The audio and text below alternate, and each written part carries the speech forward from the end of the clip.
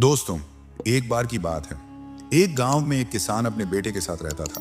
वो जिंदगी के मुश्किल से मुश्किल टाइम में भी शांत और पॉजिटिव रहता और हमेशा ये कहता, जो होता है अच्छे के लिए होता है, बस ऊपर वाले पे भरोसा रखो। उसके पास एक घोड़ा भी था जिससे वो बहुत प्यार करता था और उसे अपने परिवार का सदस्य मानता था।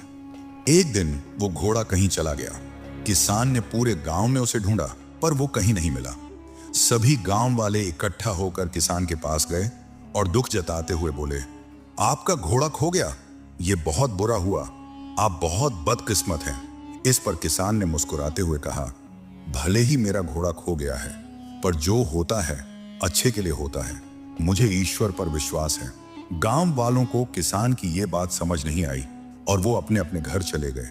कुछ महीनों बाद वो घोड़ा वापस आ गया और इस बार वो अपने साथ कई और जंगली घोड़े भी ले आया।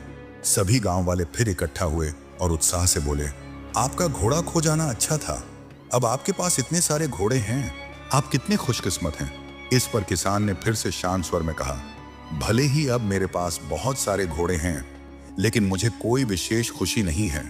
जो होता है अच्छे के लिए होता है। मुझे ईश्वर पर विश्वास है। गांव वालों को किसान की यह बात फिर से समझ नहीं आई और वो अपने अपने घर चले गए।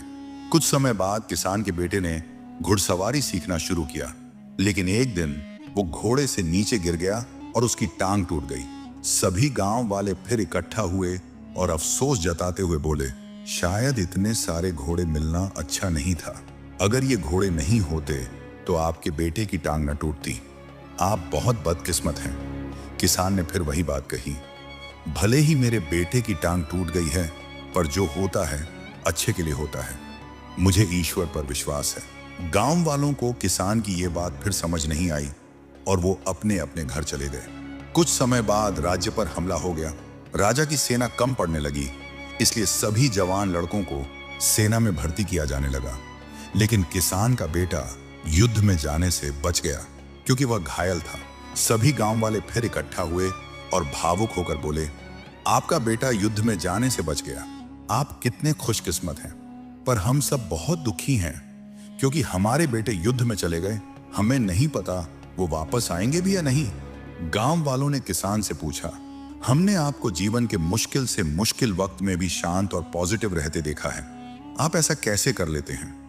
किसान मुस्कुराया और कहा, हमेशा खुश और पॉजिटिव रहने के लिए दो बातों को समझना जरूरी है।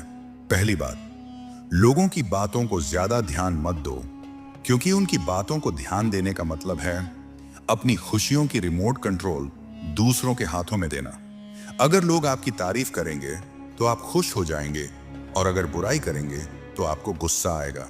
अगर आप लोगों की बातों पर ध्यान दोगे तो आपका दिमाग अशांत हो जाएगा और आप अपने जीवन के जरूरी कामों पर ध्यान नहीं दे पाओगे। दूसरी बात, कभी भी किसी बात को तुरंत अच्छा या बुरा मत कहो। जिस तरह किसी किताब के सिर्फ एक लाइन को पढ़कर यह नहीं बताया जा सकता कि पूरी किताब अच्छी है या बुरी, उसी तरह लाइफ के किसी एक इंसिडेंट को देखकर यह नहीं कहा जा सकता कि वो पूरी जिंदगी के लिए अच्छी थी या बुरी। आज जो घटना अच्छी लग रही है वो कल बुरी साबित हो सकती है और आज जो घटना बुरी लग रही है वो कल अच्छी भी लग सकती है। जैसा कि हमने इस कहानी में देखा, आपके साथ क्या होगा वो आपके हाथ में नहीं है, लेकिन आपके कर्म आपके हाथ में हैं। इसलिए अपने कर्म और सोच को अच्छा बनाओ और बाकी चीजें ऊपर वाले के हवाले कर दो, क्योंकि जो भी होता है वो अच्छे के लिए ही होता है। बस ईश्वर पर भरोसा रखो। दोस्तों, हमारे आसपास कई लोग हैं जो अपनी जिंदगी में मुश्किल दौर से गुजर रहे हैं। हो सकता है कोई हिम्मत हार चुका हो, कोई खुद को अकेला महसूस कर रहा हो, या कोई अपनी परेशानियों से लड़ते लड़ते थक चुका हो। शायद सिर्फ एक सही बात सही समय पर किसी की पूरी जिंदगी बदल सकती है। अगर आपको यह कहानी पसंद आई और इससे आपको प्रेरणा मिली तो इसे जरूर शेयर करें। क्या पता आपका एक शेयर किसी के जीवन में रोशनी ले आए, किसी को उम्मीद दे दे या किसी को फिर से मुस्कुराने की वजह मिल जाए। शुक्रिया दोस्तों, मिलते हैं अगली वीडियो में।